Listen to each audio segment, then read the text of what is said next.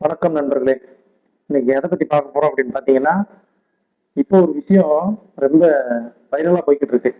என்ன அப்படின்னா, டிஎம்கேவோட gen Z kids, அந்த ஜென்சி டிஎம்கே அந்த அமைப்போட முன்னாள் ஒருங்கிணைப்பாளர் அன்பானந்தன் அரியப்பன் அவரோட அவரை வந்து அரெஸ்ட் பண்றதுக்காக தமிழ்நாடு காவல்துறை போயிருக்காங்க. ஆனா அவர் வீட்டுக்கு போயிருக்காங்க. அவர் வீட்டுல வந்து அவர் இல்லை. அவரை அரெஸ்ட் பண்ணாம திரும்பி வந்துட்டாங்க. சரி, அப்ப என்னதான் நடந்தது, அவர் என்னதான் எதுக்காக அவர் அரெஸ்ட் பண்ண போனாங்க அப்படிங்கிறத பார்க்கலாம். இப்ப நம்ம சட்டமன்றத்துல வந்து என்ன நடந்தது அப்படின்னா, நம்மளோட முதலமைச்சர் விஜய் வந்து என்ன சொன்னாரு, ஒரு குட்டி ஸ்டோரி சொல்லி உங்க அப்பாவை காணோம் அப்படின்னு ஒரு வார்த்தை சொன்னார்.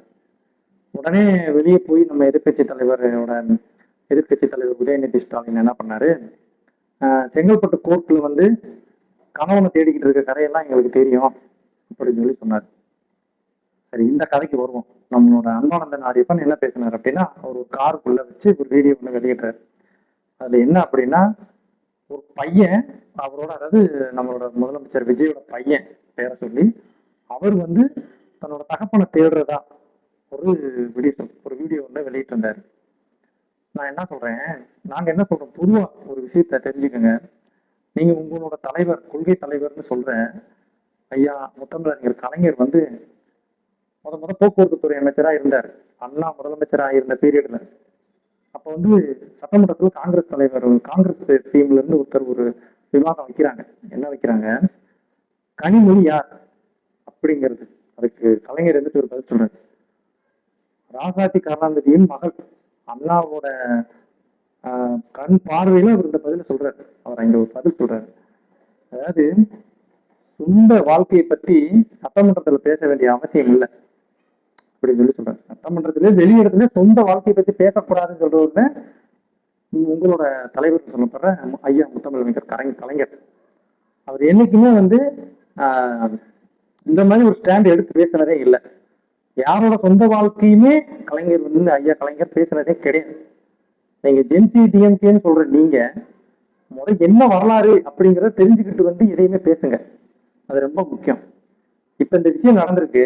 இதுல வந்து ஒரு கல்யாண மண்டபத்துல வச்சு ஸ்டாலின் ஐயா சொல்றாரு, ரொம்ப கண்ணியமா ஒரு வார்த்தை சொன்னார். என்ன சொன்னார்னா, சட்டமன்றத்துல போயிட்டு உங்க அப்பாவை காணோம்னு முதலமைச்சர் சொல்றாரு, நல்லா பாருங்க, மக்களோட மனசுலதான் நான் இருக்கேன் அப்படிங்கறத சொல்றாரு. அவர் தலைவர் உதயநிதி வெளியே போய் என்ன சொல்றாரு, கணவனை தேடுற மனைவியை வந்து எங்க செங்கல்பட்டு கோர்ட்ல கணவனை ஒரு மனைவி தேடிக்கிட்டு இருக்காங்க சொல்றாரு. இப்ப முதலமைச்சர் விஜய் என்ன சொல்றாரு, நல்லா யோசிச்சு பாருங்க. முதலமைச்சர் விஜய் என்ன சொல்றாரு, உங்க அப்பாவை காணோம். அதோட உள்பொருள் என்ன அப்படின்னா, உங்க அப்பாவே நாங்க தோக்கடிச்சவங்க. அவரு இதுக்கு முன்னாடி சிஎம் இருந்தவர். அவரவே நாங்க தோக்கடிச்சோம், அதை மறந்துடாதீங்கிறத அவரோட பேச்சு. அதுக்கு எதிர்கட்சி தலைவர் என்ன பேசி இருந்திருக்கணும், அரசியல் ரீதியா பேசி இருந்திருக்கணும். எதிர்கட்சி தலைவருக்கே பேச தெரியல. அப்ப உங்களுக்கு பேச தெரியுங்கிறது எதிர்பார்க்கறது என்ன இது? சரி, நீங்க பேசிக்கிட்டே இருந்தாலும் அவங்க கேட்டுக்கிட்டே இருப்பாங்களா? நீங்க அதிகாரத்துல இருக்கும் போது நீங்க பேசுறீங்க. நீங்க நல்லா யோசிச்சு பாருங்க. எல்லாரும் எல்லா நேரமும் இப்படியே இருப்பாங்கன்னு மட்டும் நினைக்காதீங்க. இதுக்கு முன்னாடி உங்க ஆட்சி இருந்தப்ப நீங்க என்னென்னலாம் பண்ணீங்க. ஒரு அம்மா ஏதோ ஒரு தூக்கி எரியுது, அது உங்க தலைவரோட போட்டோல போய் அது வந்து பற்றுச்சு. அவங்கள அரெஸ்ட் பண்ணணும்னு சொல்லி நினைச்சீங்களா இல்லையா? அதை விட இன்னொன்று என்ன அப்படின்னா, சவுக்கு சங்கர் அவர் வீட்டுல சாக்கடை எண்ணி ஊத்துனீங்க. ஏன், அவர் என்ன சொன்னார், அதுக்கு நீங்க எதிர்வாதம்லாம் வச்சிருக்கணும். இல்லப்பா அவர் சொல்றது தப்பு, எதிர்வாதம் வச்சிருக்கணும். அவரை எத்தனை தடவை அரெஸ்ட் பண்ணீங்க, அதை நீங்க சிந்திக்கணும். நீங்க என்ன பேசுறதுக்கு எந்த அளவுக்கு தகுதியான ஆட்களா இருக்கீங்க? நீங்க உங்க ஆட்சியில நீங்க செய்யவே இல்லையா? அவங்க ஆட்சியில இருக்கும்போது அவங்க வாயை மூடிக்கிட்டு இருப்பாங்கன்னு நீங்க நினைச்சீங்க அப்படின்னா நீங்க எவ்வளவு பெரிய முட்டா, அதை யோசிக்கணும். நீங்க பேசலாம், சொந்த விஷயத்த பத்தி நிச்சயமா பேசக்கூடாது. எல்லா நேரமும் எல்லாரும் பார்த்துக்கிட்டு இருக்க மாட்டாங்க, சரியா?